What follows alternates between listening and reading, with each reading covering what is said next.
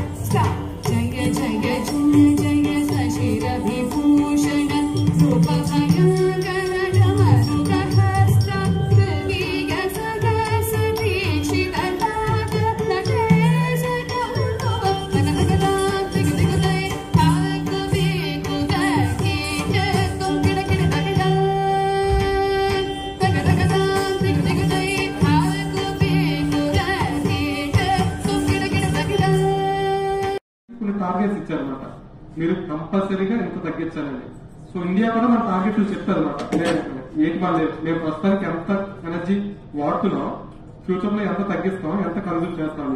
So India ఒక commitment ఇచ్చినప్పుడు ప్రపంచానికి, సో ఇండియా అంటే ఇండియా మన ఆ టార్గెట్ అచీవ్ చేయాలంటే ఒక బాడీ ఉండాలిగా, గవర్నమెంట్ బాడీ ఒకటి ఉండాలి ఇవన్నీ చూడడానికి.